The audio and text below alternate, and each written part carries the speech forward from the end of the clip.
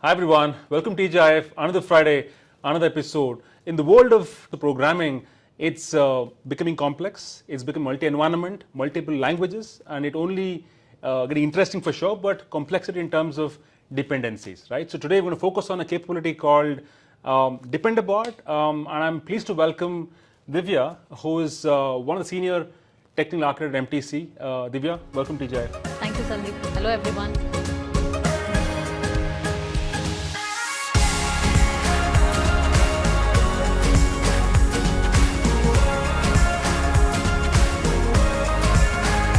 Awesome. So you mentioned Dependabot, and for me, the term itself looks like a digital assistant for an enterprise or a developer. So help us understand what is a Dependabot.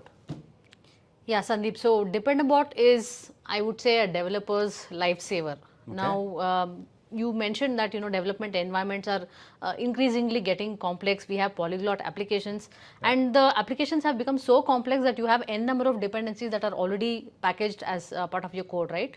Now, somebody has to keep an eye on each of these dependencies, how they are progressing, whether there are any upgrades, whether there are any vulnerabilities, and continuously keep tracking, right? In some cases, you might not even want to upgrade your dependencies. In some cases, you might always want to be on the latest and greatest.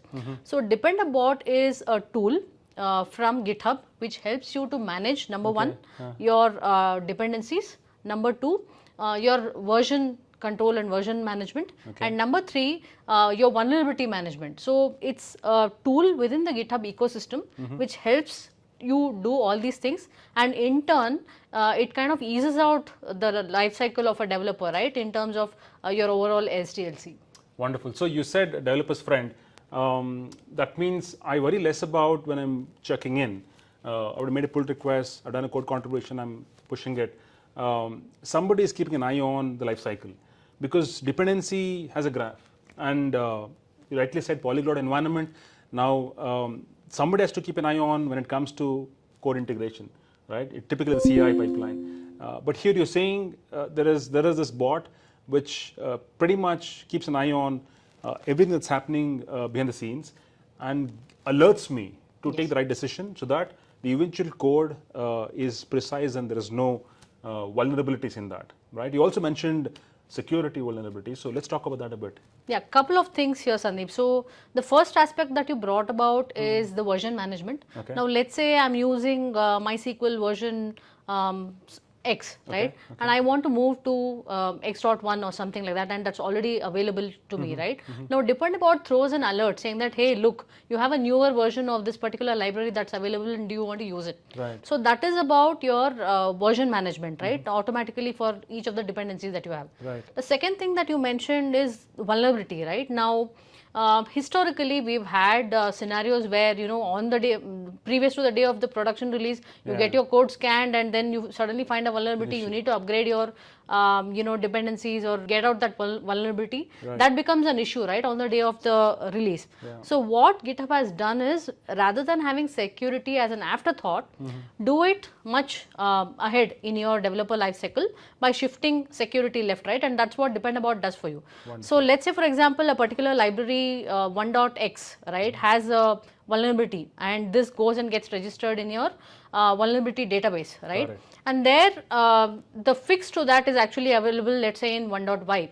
Now what you would typically do is, the developers would have to go look at that particular vulnerability, get through all the details, and then see which version it has to be upgraded to, and then apply that in your code, right? What Dependabot can actually do for you is, automatically realize that the fix for that particular vulnerability is available in 1.y, and to be able to create an automated pull request, right, to be able to fix that vulnerability. And end of the day, you have control whether to approve that pull request or not.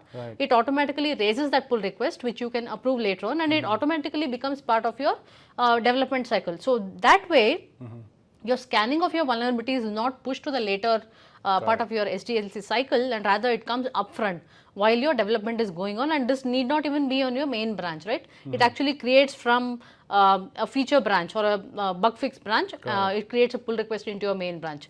So this is a configurable feature. So net, number one, it helps you to manage your dependencies. Number two, it helps you to manage and fix your vulnerability. Yep. Perfect. I think time for a demo. Let's see how this all works. Okay, so here's a quick configuration for a Dependabot.yaml, and this is how it actually gets configured. So you can specify specific components for which you would want to regularly monitor either the dependencies or the vulnerabilities.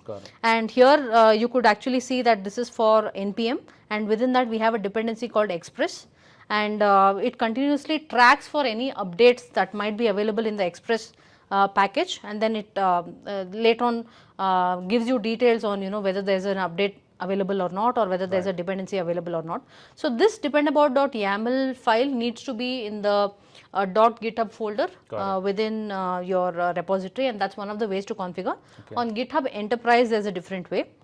If I can just show you a sample of the kind of pull requests that it has generated, right? So if you actually see, it has bumped up, it has created, the Dependabot has created pull requests for a package called NodeForge, which it wants to bump up from 1.2.1 to 1.3.0. Another one for Minimist and one more for async, right? So these were some of the dependencies that my application was using, and the Dependabot is automatically able to raise a new PR.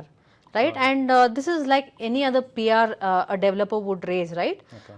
You can approve it and automatically induct that code in your main branch. If you can see here, it's actually created pull request from the Dependabot NPM branch to the main branch. So this way, number one, it's automated, number two, it's regulated, and it makes the developer's life easier. Perfect, awesome. Divya, thank you so much. Very meaningful demo. It's a capability which is it looks very miniature, but a lot happening behind the scenes. I think the message is clear. As a developer, as an enterprise, if you want a digital agent to keep track of all of your dependencies, Dependabot is your buddy going forward. So if you're not enabled Dependabot, time to do that now.